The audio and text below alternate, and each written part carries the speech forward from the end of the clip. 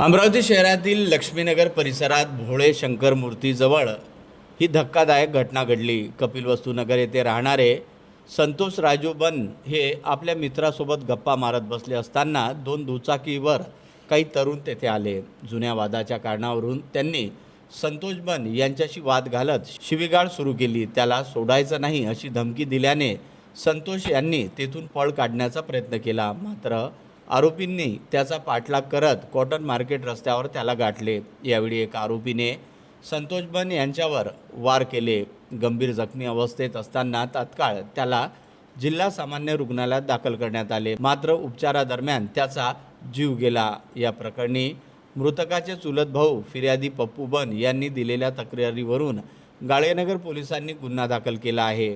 पोलिसांनी तातडीने कारवाई करत साहिल रामदीन मावस्कर याला ताब्यात घेतले असून या घटनेत काही अल्पवयीन मुलांचाही समावेश असल्याची माहिती समोर आली आहे। त्यांना पालकांच्या उपस्थितीत चौकशीसाठी बोलावण्यात आले आहे। दरम्यान इतर आरोपींच्या शोधासाठी पोलीस पथके रवाना झाली आहे। विशेष म्हणजे मृतक संतोष बन यांच्यावर एका वर्षापूर्वी हल्ल्याचा गुन्हा दाखल होता, त्यामुळे जुन्या वैरातून ही घटना झाल्याची शक्यता व्यक्त केली जात आहे। या संदर्भात पोलीस उपायुक्त गणेश शिंदे यांनी ही माहिती दिली।